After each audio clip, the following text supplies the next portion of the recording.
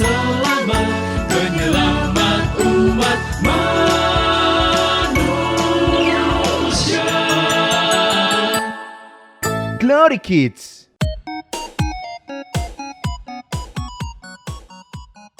Dion lagi keasikan main game.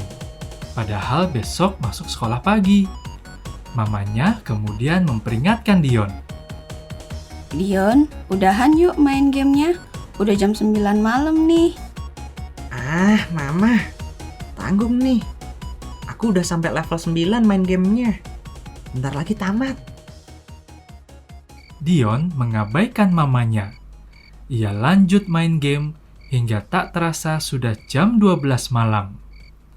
Dengan terkantuk-kantuk, Dion pun akhirnya tertidur.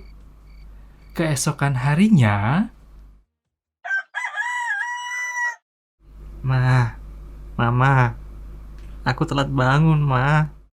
Ya udah, segera mandi dan siap-siap ya. Dion segera bergegas mandi dan sarapan, lalu berangkat ke sekolah.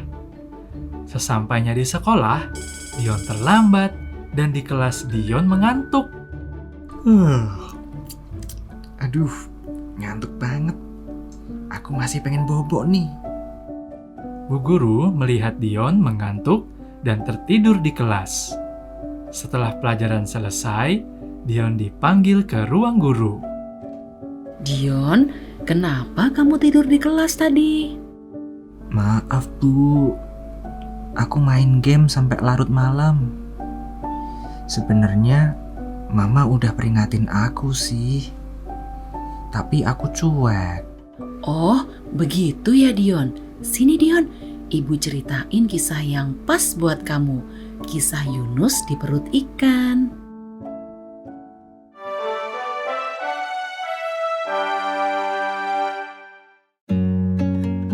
Pada suatu ketika, Tuhan berfirman kepada Yunus, "Bangunlah dan pergilah ke Niniwe. Aku ingin engkau memperingatkan kota itu.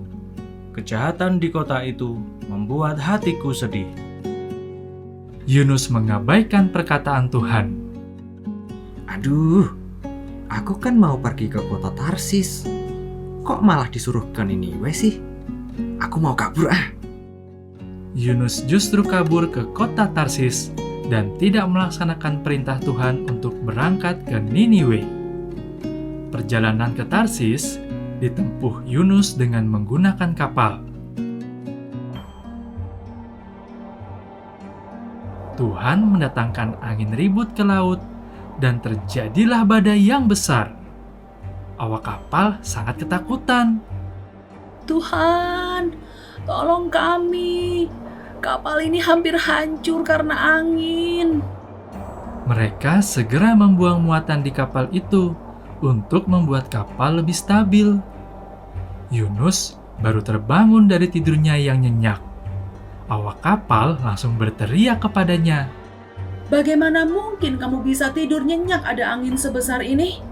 Bangun dan berserulah pada Tuhan Allahmu. Barangkali ia akan mendengar. Aku ada ide. Kita harus cari tahu siapa yang menyebabkan malapetaka angin ini. Kita buang undi yuk. Yunus kena undi.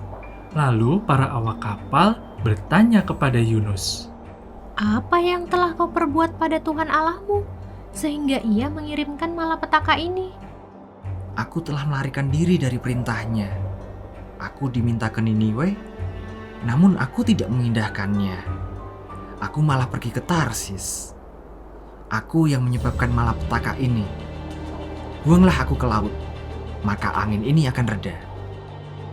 Mereka lalu membuang Yunus ke laut dan angin pun menjadi reda.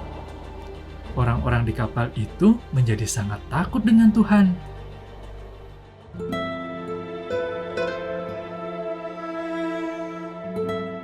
Atas kehendak Tuhan, datanglah seekor ikan yang besar dan menelan Yunus selama 3 hari lamanya.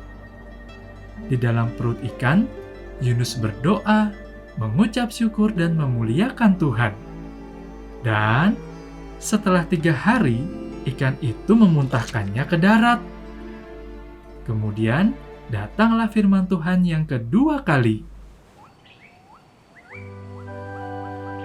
Bangunlah dan pergilah ke Niniwe. Sampaikanlah ke orang-orang di kota itu untuk berhenti berbuat jahat. Yunus pun segera berangkat ke Niniwe.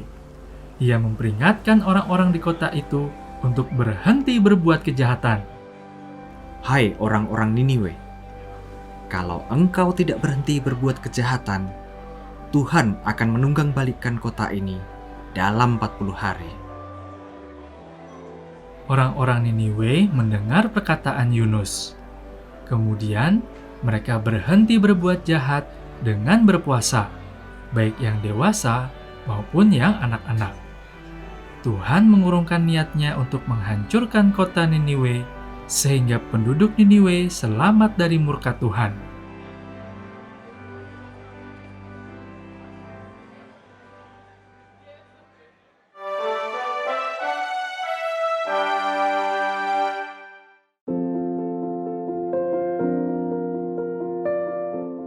Bu Guru, aku nyesel gak dengerin Mama untuk berhenti main game.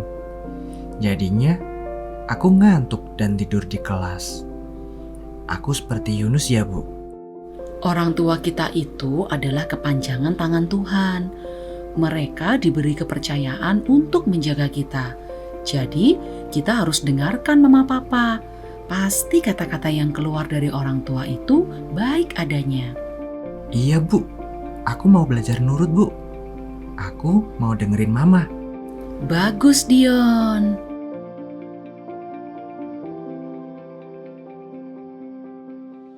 Sahabat Glorians, demikian kisah Yunus di perut ikan. Sampai jumpa ya di episode selanjutnya bersama Glory Kids Podcast. Sang Juru Selamat, penyelamat umat manusia. Glory Kids.